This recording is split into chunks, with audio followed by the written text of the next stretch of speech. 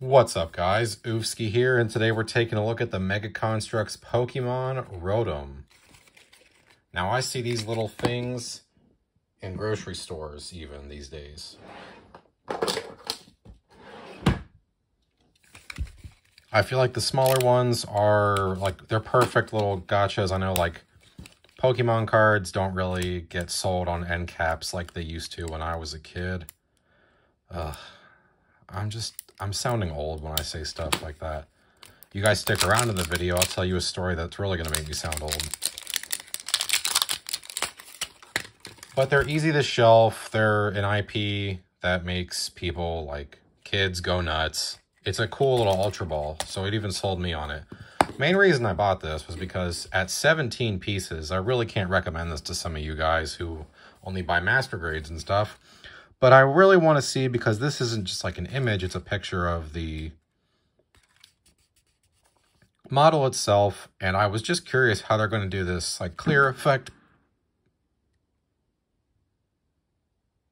I really hope that was a firework that just went off, but I do live in a secondary hood, so, you know, it might be a gun.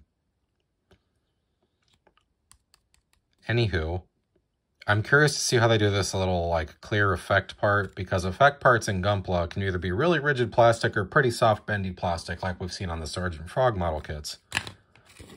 Let's crack it open and see. The button doesn't work. That's a bit of a bummer.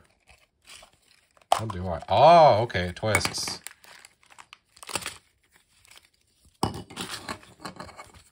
That's pretty cool. The inside has rivets. You could probably use this on a Lego too if you were so interested. Same thing on here and on the bottom. So that's pretty cool. Presumably if you got others of these, and I do want the Magikarp from this set because it looks so silly. You could just stack them all up on top of each other, which is pretty cool. Well, let's build it. On to that story that I was going to tell you guys.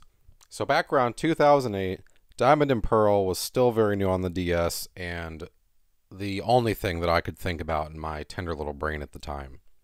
I was playing my Nintendo DS obsessively, doing everything I could in that game, and this was the time before all of the guides, well, they were still books. Searching the internet for answers never really, dawned on me yet. You could still find secrets in these games, which felt really cool. Something that I kind of miss about games now. The internet's kind of spoiled me there. I don't know about you guys.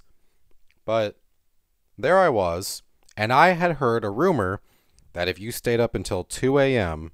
and went to the chateau in Eterna Forest, went up those stairs to the second floor, and went in, there would be eyes staring at you at the TV.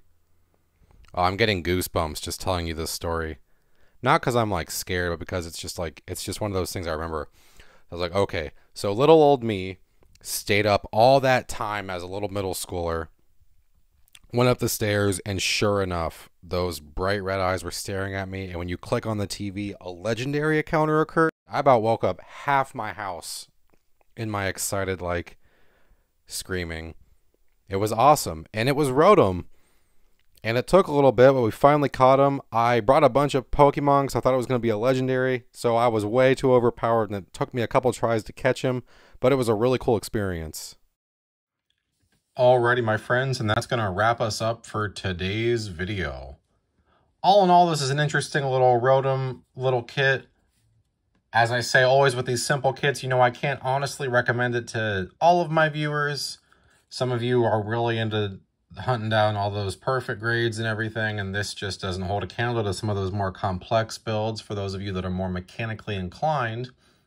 However, I think this could be something neat to give to a friend, a child, a spouse who maybe is interested in Pokemon or likes Lego but might not be so keen to the level of plastic addiction that you yourself are into.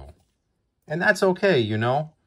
People can be on different wavelengths and vibe with their own thing. I'm happy I picked this kit up because, as I said earlier, I was just interested in seeing how they were going to do this little effect piece. It's pretty cool. Well, I don't love it, but you can see that there's a stress mark here, which made me chuckle a little bit. It's not just Gunpla fans that deal with them. Even these kinds of kits have them. Pretty cool. And whether you like little kits like this or big kits, Leaping Panda Hobbies has you covered. That's right. LeapingPandaHobbies.com, where you can use my promo code Egghead and get 10% off your entire order. Just think, if you listen to this bald man prattle, you'll never have to pay full price for your hobbies again, because Leaping Panda Hobbies and I have teamed up, and they've got Gunpla, they've got Kotobukiya. Their private warehouse is a treasure hunt. I found some pretty cool third-party kits there myself. I have a resin build kit of the Viet from Gundam Wing staring at me from behind an SD DOM right now, across from one of my display cases that I need to build. It's on the stack. What are you guys working on right now? I know some of you have been watching for a while. You've got requests. Kimaris Vidar username requested the Vol and the Kimaris Vidar, and I've got those in the queue to be worked on. My master grade goof is almost done after a few weeks of neglect. We're going to paint up that Wing Gundam as the Wing Gundam Zero Sky for our boy Kato. If you're new to the channel, I hope you consider liking and subscribing. After all, it's free. There's not a lot of things that are free these days, but liking and subscribing is. And if nothing else, I'll remind you guys to save yourself some money on your hobby stuff over at LeapingPandaHobbies.com a couple times a week. And I think that's, you know, at that point, I'm basically paying you to like and subscribe in a roundabout kind of way.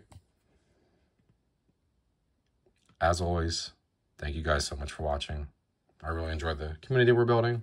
And I'll see you later this week with another Gunpla review.